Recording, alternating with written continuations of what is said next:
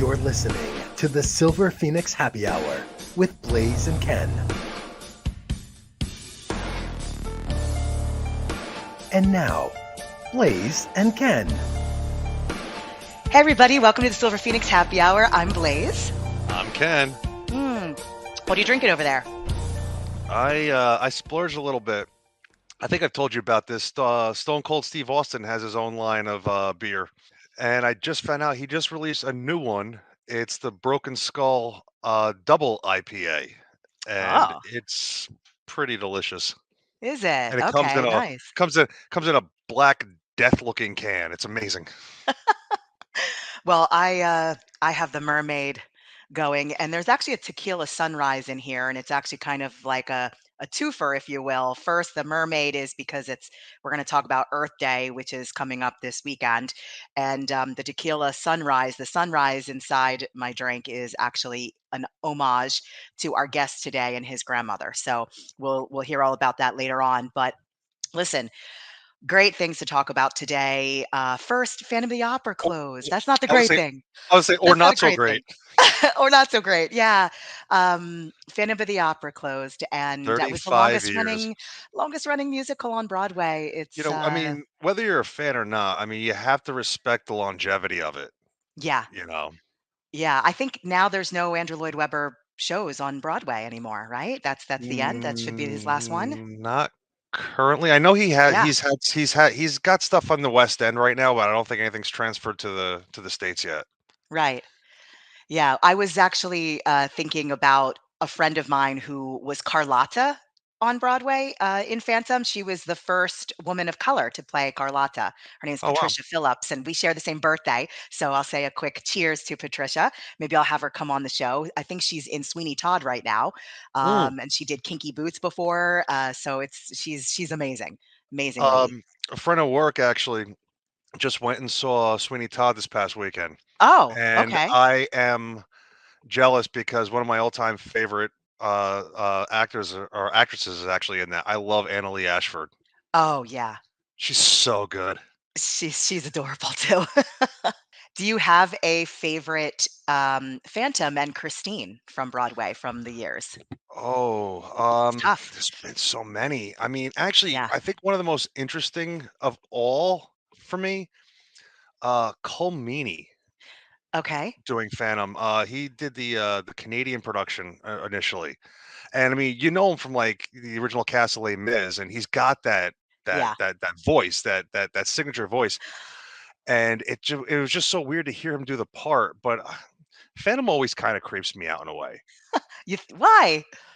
Well, look at the text of it. It's this hideously deformed man who is way older than the 16-year-old chorus girl that he's pining after. And they turned Okay, it into well, this incredible love story. I mean, that's Broadway, right? That's, we're Yeah, suspending our disbelief here, I guess, right? Uh, I actually thought of it more like if you like Dracula and you like those yeah. kind of I darker I was always shows. a I was always a huge gothic musical guy. I loved Frank Wildhorn's Dracula. Yeah. Actually, I didn't mind Lestat when they brought it to Broadway. Jekyll and Jekyll and Hyde. Hyde is still my Yeah. all-time favorite, I think. Yeah. Again, another Frank Wildhorn production. But yeah, just something about the gothic stuff that I love. Um, Right. Even Disney brought Hunchback of Notre Dame briefly to stage, and I loved it. Actually, it's probably one of my favorite Disney stories, just because of the Right. music. Yeah. And yeah, there's just something about the gothic musical for me. Was that one song, "God Help the Outcast"? I remember that song. But I think for me that my favorite, going back to Phantom, Sierra. And Raymond Caramelou is Phantom. Yes, Oh, I mean, he's those are my fantastic. 2. Those are my Marcus 2. Obviously, Sarah Brightman and, having Michael Michael Crawford, Crawford, I yeah. mean, that was Um, classic. you can't see it. I actually have a poster from back in the '90s of Phantom signed by the entire cast that was given to me as a gift from my aunt and uncle years ago. Marcus Lovett did it, and he was great. Yeah. I don't think that I've seen a bad show. They're all different, No, they do you different know, interpretations, so they've done so much stunt casting too over the years. I mean, Robert Guillaume played the Phantom. yeah. Alright, so Phantom? closed. Oh, yeah. But we do have something to look forward to, which to me, Earth Day this weekend, to me, Earth Day is every day. You should be Right. doing your part every day. If you're walking on the beach, pick up the litter, all that kind of stuff, You and actually just be did a more piece aware. on that a Yeah. long time ago. Yeah. Yeah, I'm always trying to like repurpose or, whatever the case may be. As a matter of fact, speaking of repurposing, let's go in the kitchen with Nicole because I think she has a little something for us. All Let's roll right. that clip. What's up, Ken and Blaze? Earth Day is upon us. What better time to talk about the positive impact we can have on the environment right in our own kitchens? So we know food waste is a hot topic, but did you know that you can play a role in reducing it? Yes, it's true that about 40% of the food that we bring into our homes ends up getting wasted. Eek! That's a lot. So what are some tips and tricks for reducing that? I've got a few of them. 1, shop your fridge and freezer before you go out to the store. This can help reduce all of that unnecessary purchasing, because when we're purchasing more of what we need and less of what we don't, guess what? We can waste less. Secondarily, when we're looking at things like herbs and different fruits and vegetables, considering freezing some of what we buy is a really great strategy for stretching that and making sure things don't end up rotting or wilting in our crisper drawer. Last but not least, look at different foods as vehicles for reducing food waste. So when you do have leftovers, or if you have produce that looks like it's maybe going to bite the dust shortly, throw that into a frittata. Pasta is another great vehicle for that. Even certain stews and chilies. And of course, smoothies are a great vehicle for that as well. So in summation, let's think about buying less of what we don't need. Let's think about stretching out our produce and freezing some of it to make it last longer. And let's look at some of our favorite dishes as vehicles for reducing food waste as well. Happy Earth Day, Ken and Blaze. Back to you in the studio. Thank you, Nicole. I Absolutely. can't Thanks, wait for Nicole. season 3. Season 3, we got to have her in the studio a little bit more for sure. Listen, I You have no know? problem with that. We're definitely going beachcombing this summer too. We've already talked about it. So, Am I invited this time? I mean, if you make the trip out, yeah. But so in continuing about Earth Day and kind of along those lines, this year the motto for Earth Day is, and by the way, it's on April 22nd. So just for all of you that want to know the exact date, it's April 22nd. But it's take action, be a part of the green revolution. That is the motto this year, and basically it's to act boldly, innovate broadly, and implement equitably. That's kind of what their motto and what they're touting, their log line, if you will. So yeah. What do you think about all that? I mean, listen, it's always been a great cause, and anything to bring awareness to actually make the planet better. I mean, I'm all Yeah. for it. All right. Well, I see our guest has arrived. I'm so Yes. excited to welcome composer, lyricist, and author Seth Bisen-Hirsch. Welcome, Seth. Hey, how's it going? Hey. Hi. Good. How are you? I'm good. I'm so excited to be here. It's been a while since I've used the StreamYard app, but it's coming back to me. The pandemic, the virtual showcase where my internet went down and I had to do the whole thing as a hotspot on my phone, and I had Verizon on the line the entire time, and she got to hear the show while we were Oh my troubleshooting, and goodness. it turned out that my modem went kaput. Ah, memories, memories. I know that you're a performer and the pandemic had to be rough. And I was going to ask what are some of the obstacles you had to go through? And apparently that was a big one. Oh God, I don't recommend the pandemic. I give it like 0 stars on Yelp. It was a really horrible time.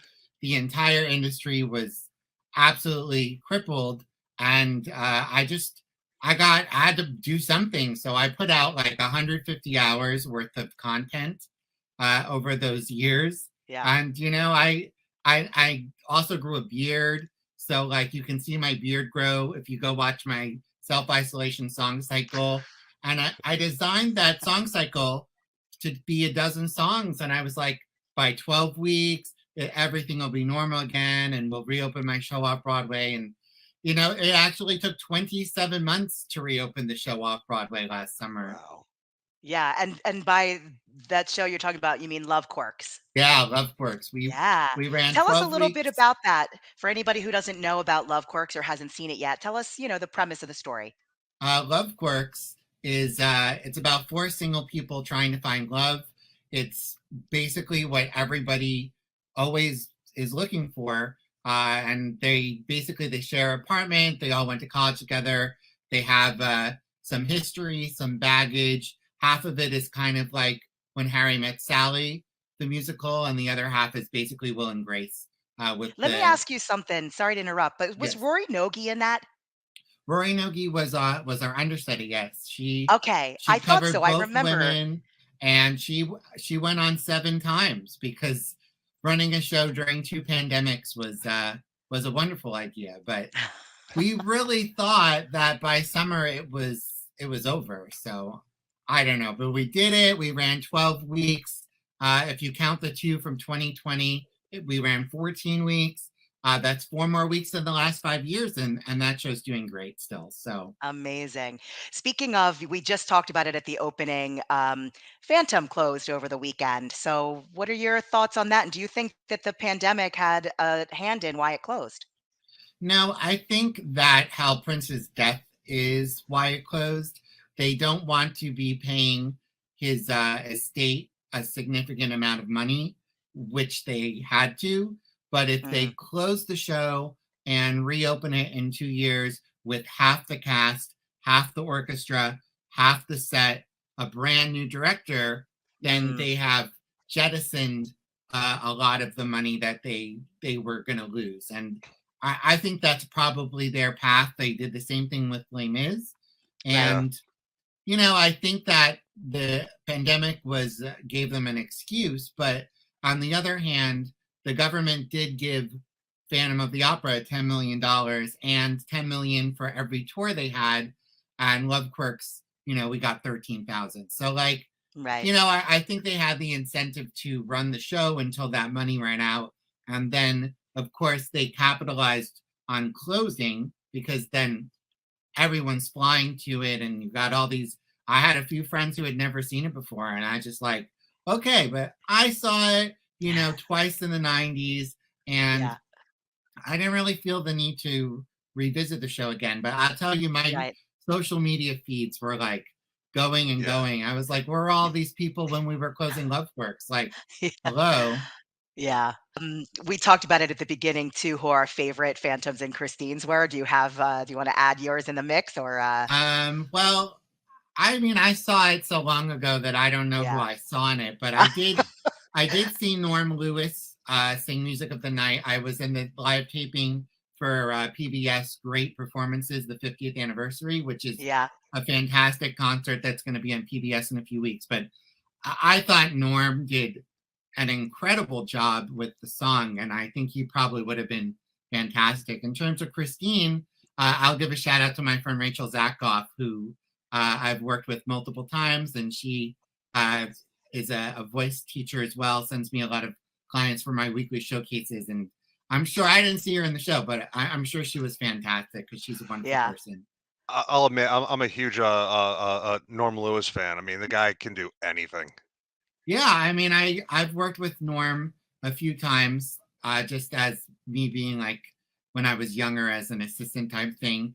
I also performed in a choir that sings at Carnegie Hall, and he was in one of the concerts. The last time I saw Norm and talked to him, he was sitting at Five Napkin Burger, which was down the street from the AMT Theater where Love Quirks was running, and it was good to see him. He's like a big mensch, Yeah. He's one of the nicest people. Yeah. Nice. I know it's like you train yourself when you do all these public appearances to not like spill any tea, as the kids say, and to not, say negative things. But there is not a negative thing to be said about Norm Lewis. So I'm happy that we're talking about him. So let's segue for a minute because I know that this is the first time I think that you're kind of going into the foray of movies. Is that Yeah, true? I would Yeah. think so. I did my sitcom pilot, Everyday Little Seth, in 2016. And that was a really hard sell in LA because it's about a cabaret pianist and his life and his wacky friends in New York.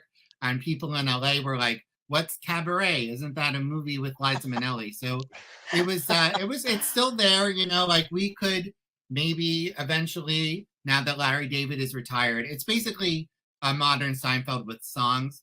But I had a great experience doing that. That's already 7 years ago. Wow, Yeah. that's a long time ago. And I've done a couple of music videos. We turned a song from my musical The Diamonds Because of the Ritz into a Get Out the Vote video with the song Enough Already. And that video features an intro by Mario Lopez, who you might have heard of. Mario actually is the one who taught me on the iPhone. You can take pictures with the button on the side. I used to just always try to push this button, and Mario was like, "No, set this like this." So I really appreciate him a lot. So that was great. That was a nice viral video we did. Daphne Rubin Vega's in it as well.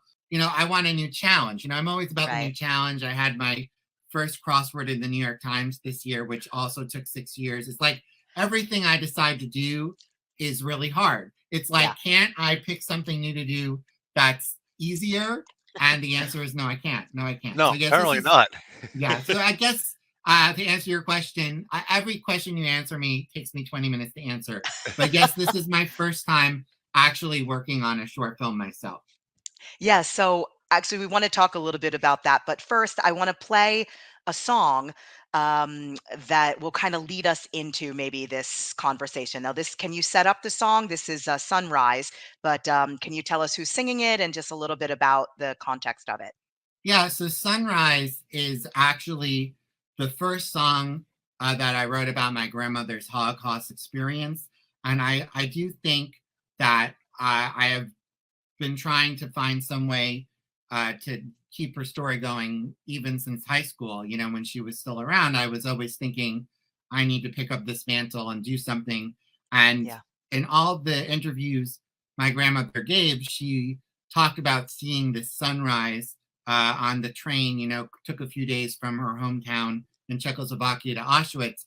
And she woke up and she saw this gorgeous sunrise that just got etched in her memory. And it brought her all these mixed emotions of like, this terrible thing is happening, but this beauty in the world is undeniable. So I wrote the song about this situation. And I believe the video is Laura Janine, who was in a couple off-Broadway shows from one of my benefit concerts I used to do at Don't Tell Mama.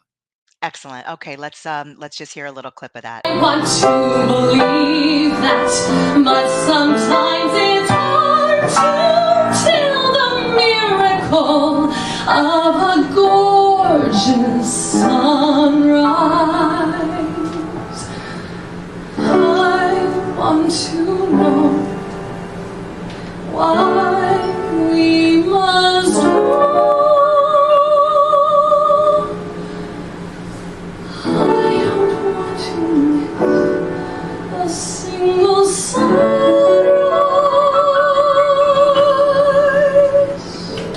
Well, I guess I started to Beautiful. cry. I was going to What a say, great voice. I definitely felt like you can just hear the between the lyrics and the melody and her voice, just beautiful, Seth. Really, really lovely. I know. Yeah. I'm going to cry this whole time now. No, listen, I mean, I've done Fiddler on the Roof 3 times. Me too. Yeah, and I was Bielka when I was 10, and then I was Hava when I was in high school, and then when I was a little older, I was Zeitzel. So I played 3 of the 5 daughters. That's amazing. That's more and lines than I ever had. and it was so powerful. That show just and of course their song, it doesn't remind me of sunrise sunset at all in that terms, but just the Yes. the idea of sunrise and sunset and the theme behind it, obviously very, very moving. So let's talk about the movie Malka. So I wrote the Sunrise song, and I wrote a whole bunch of like songs inspired by the Holocaust and my grandmother. And I took a trip to Germany, and then I did an extensive trip to Poland where we toured 5 of the camps. And the timing of that was 2016, and it turned out it was like a few months after my grandmother's death, which was hard. and it was very emotional. But the woman who ran the trip was like, you should give a tribute to your grandmother at Auschwitz. So I ended up doing that. I wrote this chilling instrumental piece when we were at Majdanek. And when I was in Berlin at the Holocaust Museum, I wrote another song called If I Had Said No. And so I just started having all this material, and I was like, what can we possibly do with this in a way that is respectful? And, you say you're doing a Holocaust musical and people think, there's going to be jazz hands, and it's hard, the stigma. Yeah. So we were going to do it as a theater piece, and we talked about it for a while with various collaborators. And the hard part is it's a real story, and it's true, and it's my grandmother, and it's a huge emotional attachment, which, I thought I was attached to the Love Quirk songs, but this is times, whatever. Yeah. And the problem with theater is, it has to kind of not be realistic. You have to take some dramatic license, some liberties.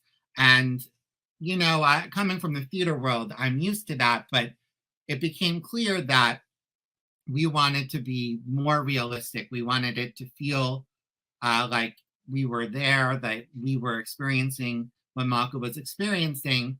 And that led us to talk about doing a film. And so we mapped out an entire film, and we're very happy with the film outline. But the truth of the matter is, raising money for a film that is especially a period piece and it takes place at Auschwitz, you're looking at least a couple $1 million there, probably more. I don't really know. As I say, I'm more of a theater person, but it's not where I'm quite at yet, in my career. I feel like I've had quite a lot of success, but somehow have not breaking through to that level of, hey, let's raise a few $1 million and do this. So my wife actually had a friend in a film festival. She was in a short film festival in Williamsburg. And I was like, wait a minute. Like, I already knew that short film festivals existed. Yeah. And I had my sitcom as part of the TV festival. But at that moment, it kind of clicked to me when we were talking about doing a proof of concept of the movie to try to raise money. And I was like, we could just do a short film that is a proof of concept, because that kills two birds with one stone. And it was like, aha, that's a great idea. So we're going to do the short film, and we wrote it so it has beginning, middle, and an end. It feels like a complete piece. And if that's it, then I've done what I said I was going to do. I kept the story alive. I made this short film, and we hope that it garners attention and interest from the right people to make it into a feature. But that is very reliant on studios and just so many in politics, so many different things to go into that level. So I thought, we'll do this and we'll see what comes from it. And worst case, we'll end up with a really beautiful short film. And that's what we're doing. So we have the crowdfunding. I had someone do a budget, and it came to about $45,000. And I thought, you know what? It's a Jewish project. The number 18 is significant. In Hebrew, it means chai, which is life. And I thought it made the most sense to do everything in terms of 18. So I set the goal for $36,000, which is basically just 2,000 people donating $18 each. And that is what we've set out to do in the next, 8 weeks. Can I ask you too? I mean, this is a big passion project. Can I ask a little bit about from the creative and the writing process? Can we get into your head to kind of understand what you had to go through and actually putting this together, creatively writing it, getting the facts together, everything like that?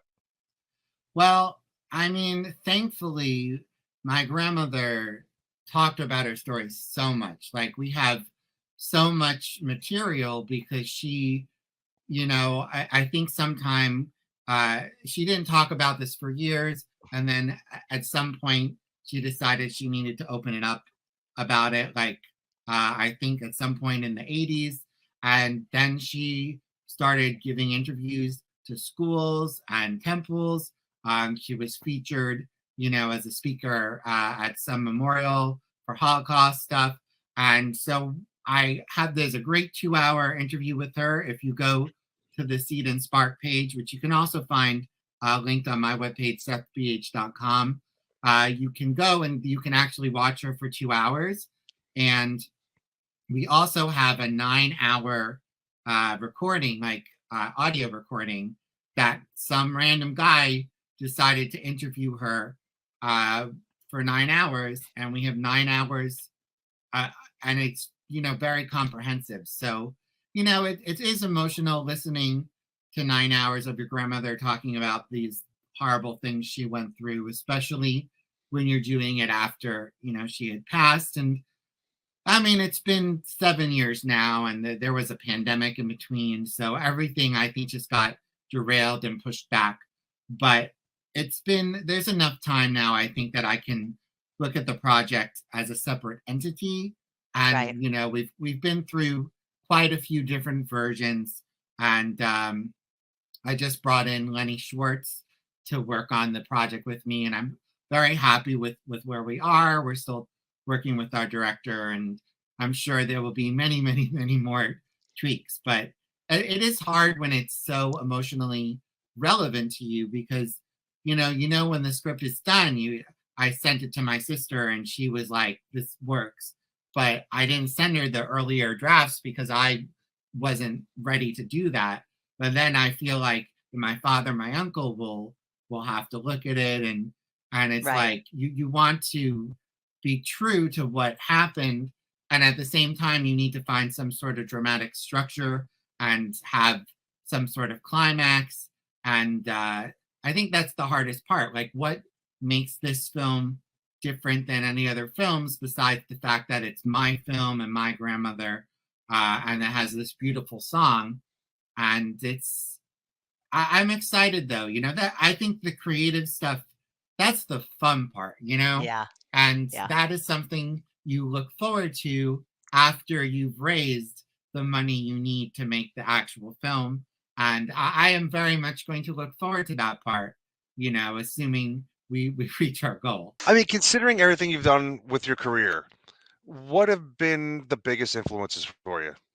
I Or always who has say been the biggest career with influence? I say career with air quotes, because I never feel like you never I feel get like that you've too. accomplished anything. Like, I read my bio and I go, clearly I've done something. I've produced almost 1,000 cabarets at this point, and I got my puzzle in the New York Times, and I had the show off Broadway, but I still feel like I've gotten nowhere.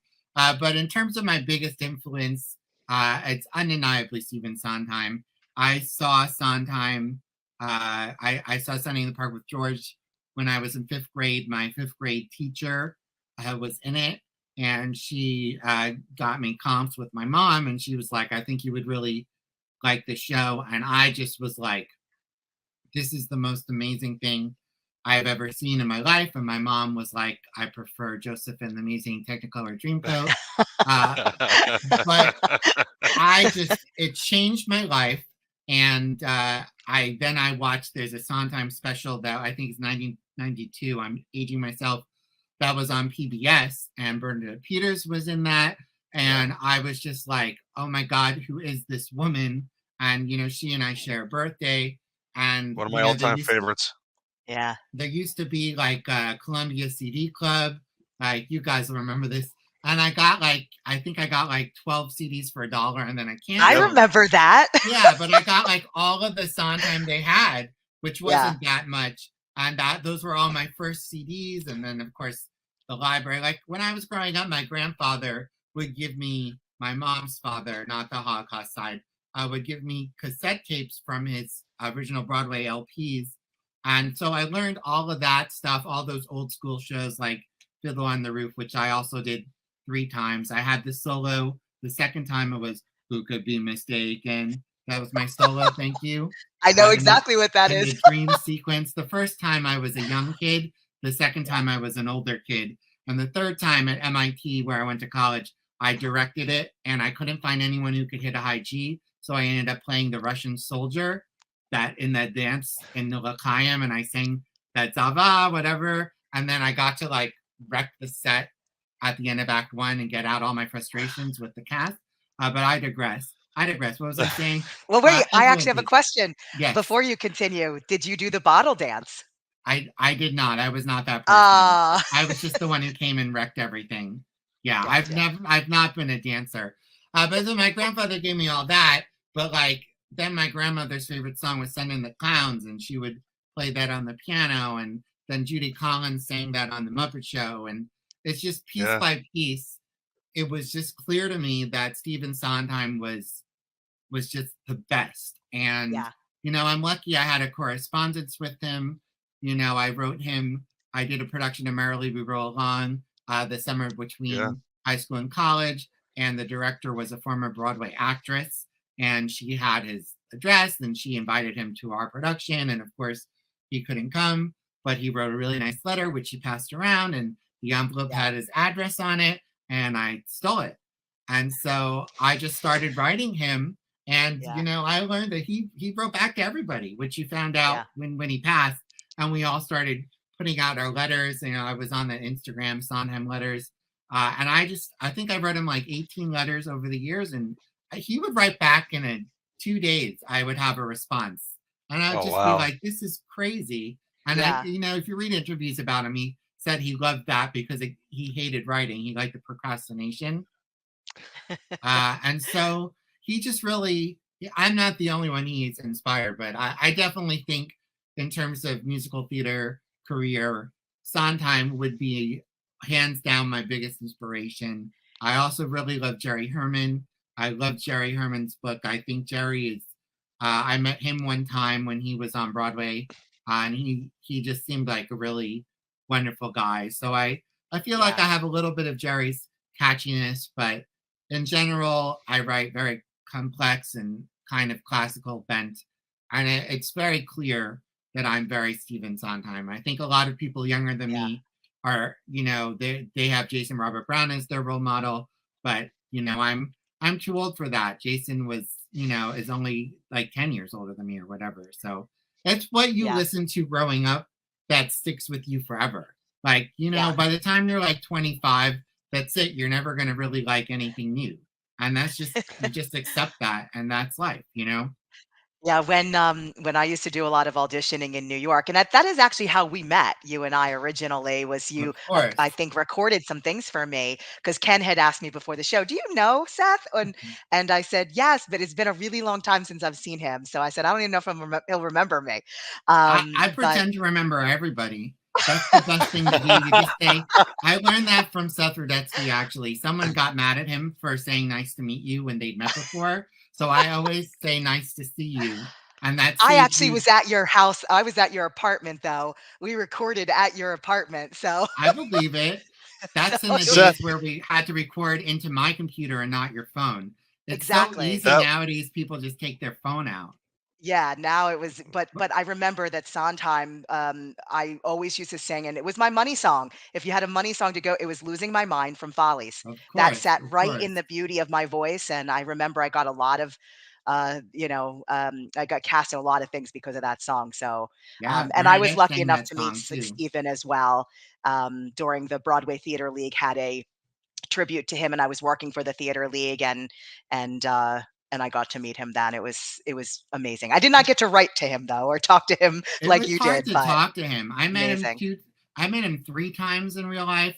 The first Yeah. time was when I saw Bernadette Peters at Carnegie Hall in Yeah. 1996, and I saw him in the audience with my binoculars from the top tier. And at intermission, I sprinted down, and I was like, you know, still in my teens, and I had him sign my program. And then I met him Yeah. at a Sweeney Todd CD signing, and then Oh wow. one of my friends used to work at the Roundabout Theater, so she invited me to opening night of Sondheim on Sondheim in 2010.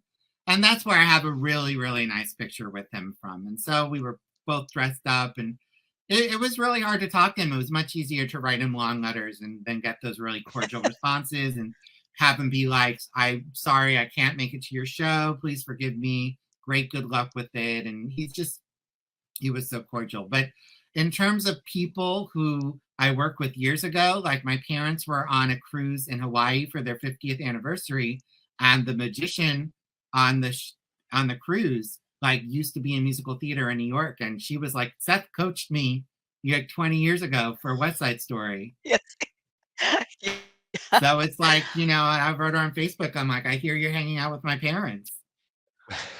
The world Yeah. is just small, I had a kid in my showcase in January who grew up next door to my brother-in-law's grandparents. It's weird, but it's just Well, what I mean, happens. I think though that's one of the beauties of life and kind of what you're doing with your movie Malka and bringing your grandmother's story to life. Like, it is such a small world and we're all so interconnected that I think a lot of people across the board are going to be interested in this, Well, I hope so. for I sure. just need 2,000 Yeah. people to donate $18, and we're doing great. It's been the first day. I'm already at 7%, so only 93% That's to Putting go. the link fantastic. up again. I'm putting the link up right there so everybody can Yes, join in you can there. go follow it on Instagram and Facebook, and then if you just go right to the bio, you can click over to the Seed and $18. Spark. It's just $18. Yeah, I That's mean, it. they're welcome to give 180 Of course. or 1,800. I'll take whatever, but I think it's feasible asking for 18, and they get a really cute meme of my cat for $18 a donation. So that's And for all day What's your one, cat's name? What's your cat's name? Joni. Joni, as in Joni Mitchell? Yes, she's not gonna come. She's napping in the other room. But yeah, so went to the shelter, and usually I would change the cat's name, but we looked at her and we thought, you really do look like a Joni. And like, I'm not the hugest Joni Mitchell fan, but I like Yeah. her. And as long as it's a musical name, I'm like, let's just leave it. Why not? Why not? Of Yeah. course, my nephew's named Johnny, and he thought we named her after him. But what are you gonna do?